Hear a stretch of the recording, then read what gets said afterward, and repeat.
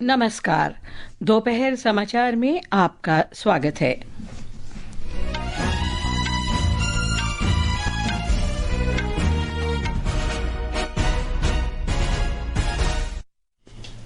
प्रधानमंत्री Narendra Modi Cyprus, Canada और Croatia की 5 दिन की यात्रा पर कल रवाना होंगे। सरकार ने अहमदाबाद विमान दुर्घटना की जांच के लिए उच्च स्तरीय बहुपक्षीय समिति गठित की। हादसे में मृतकों की संख्या 254 हुई। कैलाश मानसरोवर यात्रा शुक्रवार से शुरू होगी। तीर्थयात्रियों का पहला जत्था कल गंगटोक पहुंचेगा। ईरान ने इजरायल पर जवाबी कार्रवाई में यरूशलेम और तल अवीव पर मिसाइल हमले किए। ईरान ने अमेरिका के साथ परमाणु वार्ता जारी रखने से इनकार किया। और जर्मनी में निशानेबाजी विश्व कप में सुरुचि सिंह ने महिलाओं की 10 मीटर एयर पिस्टल में स्वर्ण पदक जीता। इस प्रतियोगिता में ये भारत का पहला स्वर्ण पदक है।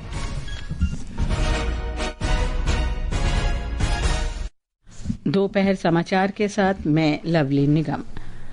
प्रधानमंत्री नरेंद्र मोदी कल साइप्रस, कनाडा और क्रोएशिया की 5 दिन की यात्रा पर रवाना होंगे। हमारे संवाददाता ने बताया है कि यात्रा के पहले चरण में श्री मोदी राष्ट्रपति निकोस क्रिस्टोडोलिडस के निमंत्रण पर साइप्रस पहुंचेंगे। प्रधानमंत्री नरेंद्र मोदी की 3 देशों की यात्रा साइप्रस से शुरू होगी। ये किसी भारतीय प्रधानमंत्री की 2 दशक में साइप्रस की पहली यात्रा होगी। ये यात्रा इसलिए महत्वपूर्ण है क्योंकि साइप्रस कश्मीर सीमा पार आतंकवाद और संयुक्त राष्ट्र सुरक्षा परिषद में सुधारों पर भारत के रुख का लगातार समर्थन करता रहा है। प्रधानमंत्री मोदी G7 शिखर सम्मेलन में भाग लेने के लिए 16 जून को कनाडा जाएंगे। शिखर सम्मेलन में श्री मोदी प्रमुख वैश्विक मुद्दों पर विचारों का आदान प्रदान करेंगे और कई द्विपक्षीय बैठकें भी करेंगे। यात्रा का अंतिम पड़ाव क्रोएशिया होगा। ये किसी भारतीय प्रधानमंत्री की क्रोएशिया की पहली उच्च स्तरीय यात्रा होगी। क्रोएशिया को भारत मध्य पूर्व यूरोप आर्थिक गलियारे में संभावित भागीदार के रूप में देखा जा रहा है और ये यात्रा भारत क्रोएशिया संबंधों में एक महत्वपूर्ण मील का पत्थर है। राजा दुरई की रिपोर्ट के साथ समाचार कक्ष से फरहत नाज। सरकार ने अहमदाबाद विमान दुर्घटना के कारणों की जांच के लिए उच्च स्तरीय बहुपक्षीय समिति गठित की है। नागर विमानन मंत्रालय ने कहा कि यह समिति वर्तमान मानक संचालन प्रक्रिया और ऐसे घटनाओं को रोकने तथा निपटने के लिए जारी दिशा निर्देश की जांच करेगी। समिति भविष्य में ऐसे दुर्घटनाओं से निपटने के लिए व्यापक दिशा निर्देश का सुझाव भी देगी। सरकार ने कहा है कि यह समिति विभिन्न संस्थाओं द्वारा की जा रही जांच से अलग होगी और ऐसी घटनाओं से निपटने के लिए मानक संचालन प्रक्रिया तैयार करने पर ध्यान देगी। नागरिक उड्डयन मंत्री राममोहन नायडू ने विमान हादसे पर दुख जताया है और कहा है कि जांच जारी है। श्री नायडू ने बताया कि विमान में 650 फीट की ऊंचाई पर खराबी आई थी और पायलट ने इमरजेंसी की सूचना दी थी। उन्होंने कहा कि नागर विमानन मंत्रालय इस हादसे के हर पहलू की जांच कर रहा है। राममोहन नायडू इस समय संबोधित कर रहे हैं। आइए सुनते हैं उनका संबोधन। And involve and discuss with any other important expert that is necessary as per their investigation. And most of the issues that you feel there need to be answers, the committee is also going to strongly pursue these things and will come up with their report. And on top of that, I would also like to say that we have a very strict safety standards in the country also. And many, including the ICAO, many international organizations have also time and again established that. We do have a very strict protocol, robust protocol, which we follow every time. But even when the incident happened, we also felt that there is a need to do an extended surveillance into the Boeing 787 series. So. इससे पहले गुजरात के गृह राज्य मंत्री हर्ष संघवी ने गांधीनगर में forensic विज्ञान प्रयोगशाला में विशेषज्ञों के साथ समीक्षा बैठक की। उन्होंने कहा कि गुजरात में फोरेंसिक विशेषज्ञ डीएनए मिलान के लिए 24 घंटे काम कर रहे हैं। उच्च अधिकारियों के साथ फोरेंसिक साइंस लेबोरेटरी में अभी एक बैठक का आयोजन किया गया था, जिसमें फोरेंसिक साइंस की पूरे गुजरात की टीम जो पिछले 2 रातों से सभी परिवारों के डीएनए मैच के लिए काम कर रही है। कुल मिला के भारत सरकार से भी बहुत बड़ी संख्या में फोरेंसिक एक्सपर्ट्स की मदद यहाँ पे भेजी गई है। इस बीच दुर्घटना में विमान में सवार 241 यात्रियों और मेडिकल छात्रों सहित 254 लोगों की मौत हो गई। ये समाचार हमारी वेबसाइट www.newsonair.gov.in और हमारे न्यूज़ ऑन एआईआर ऐप पर भी उपलब्ध हैं। आयुष मंत्री प्रतापराव जाधव ने कहा है कि योग वैश्विक कल्याण के प्रति भारत की महत्वाकांक्षा को प्रदर्शित करता है। नई दिल्ली में वैश्विक शिखर सम्मेलन योग कनेक्ट में श्री जाधव ने कहा कि योग भारत की ओर से विश्व शांति के लिए पूरे संसार को एक उपहार तथा विरासत है। उन्होंने कहा कि योग सिर्फ बीमारियों से बचाव ही नहीं करता बल्कि रोजगार के नए अवसर भी प्रदान करता है। योग डायबिटीज के प्रबंधन, हृदय स्वास्थ्य में सुधार और यहाँ तक कि कैंसर रोगियों और बुजुर्गों को उनकी बीमारी से बेहतर तरीके से निपटने में मददगार है। योग सिर्फ आध्यात्मिक और ध्यान का ही अभ्यास नहीं है बल्कि यह स्वास्थ्य के क्षेत्र में रोजगार के अपार अवसर भी प्रदान करता है। इस अवसर पर संस्कृति और पर्यटन मंत्री गजेंद्र सिंह शेखावत ने कहा कि योग धर्म, लिंग और भाषा की सीमाओं से परे है।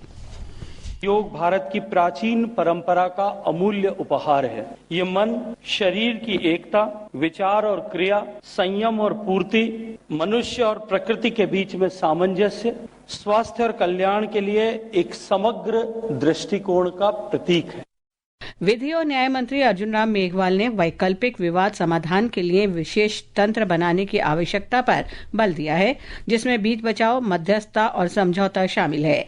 नई दिल्ली में संस्थागत मध्यस्थता विवाद समाधान पर एक सम्मेलन में उन्होंने कहा कि इस तरह का विशेष तंत्र के होने से न केवल निवेशकों और अन्य हितधारकों को लाभ होगा बल्कि इससे देश की अदालतों पर बोझ भी कम होगा। कैलाश मानसरोवर तीर्थयात्रियों का पहला जत्था कल सिक्किम की राजधानी गंगटोक पहुंचेगा। मुख्यमंत्री प्रेम सिंह तमांग नाथुला दर्रे से यात्रा को रवाना करेंगे। ये यात्रा 5 वर्ष के अंतराल के बाद 20 जून से शुरू हो रही है।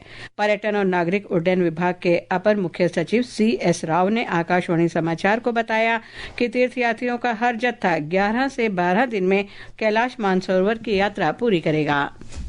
Tomorrow we are receiving around 35 yatris along with 2 liaison officers. They will be received by our State Tourism Development Corporation officials at Bagdogra. So that they will come to Gangtok. As informed earlier, 5 days acclimatization formalities are there before crossing the border. First day they are going to stay in Gangtok. Then after that, second and third day, they are going to stay at 17th Mile JN Road. Then last 2 days, they will be shifted to Saritang. राष्ट्रीय अन्वेषण अभिकरण ने प्रतिबंधित संगठन हिज्ब उत तहरीर के आतंकी साजिश के मामले में आज मध्य प्रदेश और राजस्थान में कई स्थानों पर तलाशी ली। इस दौरान कई डिजिटल डिवाइस जब्त की गई। देश भर में अराजकता फैलाने की कोशिश कर रहे विभिन्न आतंकवादी और कट्टरपंथी नेटवर्क और संगठनों पर लगाम लगाने के लिए ये कार्रवाई की गई है। राष्ट्रीय पात्रता सह प्रवेश परीक्षा नीट यूजी 2025 ने मेडिकल में प्रवेश के लिए परिणाम आज घोषित कर दिए हैं। स्कोर कार्ड परीक्षा की आधिकारिक वेबसाइट nta.neet.nic.in पर उपलब्ध हैं। ये समाचार आकाशवाणी से प्रसारित किए जा रहे हैं। ईरान ने इजराइल पर जवाबी कार्रवाई में यरूशलेम और तल अवीव पर मिसाइल हमले किए हैं। शनिवार की सुबह तेहरान में हमले के बाद क्षेत्र में अस्थिरता और बढ़ गई है। एक रिपोर्ट। ईरानी बैलिस्टिक मिसाइलों के लगातार हमले होने से तल अवीव और यरूशलेम सहित प्रमुख इजरायली शहरों में हवाई हमले के सायरन बजने लगे। ईरान के जवाबी हमलों में इजराइल के 3 लोगों की मौत हो गई और दर्जनों लोग घायल हो गए, जबकि संयुक्त राष्ट्र में ईरान के राजदूत ने बताया कि ईरान पर इजरायली हमलों में 78 लोग मारे गए हैं और 320 से ज्यादा घायल हुए हैं। ईरान के ठिकानों में तेहरान का मेहराबाद हवाई अड्डा भी शामिल था, जहां कथित तौर पर 2 मिसाइलें गिरी, जिससे आग लग गई। इजरायली सेना ने कहा है कि कल की कार्रवाई में ईरान के परमाणु ठिकानों और सैन्य बुनियादी ढांचे को निशाना बनाया गया। अधिकारियों का मानना है कि पिछले हमलों के बाद ईरान कमजोर स्थिति में था, जिससे उसकी हवाई सुरक्षा कमजोर हो गई थी। इजरायली हमलों में कथित तौर पर ईरान के 3 सबसे शक्तिशाली सैन्य अधिकारी मारे गए हैं और ईरान के परमाणु, मिसाइल तथा सैन्य परिसरों को निशाना बनाया गया। अमेरिका के राष्ट्रपति डोनाल्ड ट्रंप ने संकेत दिया है कि ईरान के लिए अपने परमाणु कार्यक्रम पर एक समझौते पर पहुंचकर बमबारी को रोकने में सहायता मिल सकती है। अमेरिकी अधिकारियों ने इस आशंका के बीच अपने कुछ कर्मियों को वापस बुला लिया है। दुबई से विनोद कुमार की रिपोर्ट के साथ समाचार कक्ष से निखिल कुमार। इस बीच ईरान ने परमाणु मुद्दे पर अमेरिका के साथ वार्ता जारी रखने से इनकार कर दिया है। ईरान ने कहा है कि इजरायल के अब तक के सबसे बड़े सैन्य हमले के बाद परमाणु कार्यक्रम पर वार्ता निरर्थक है।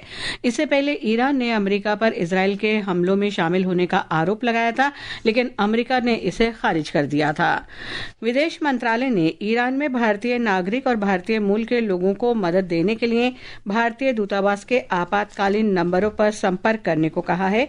ये नंबर है +989128109115 और 989128109109।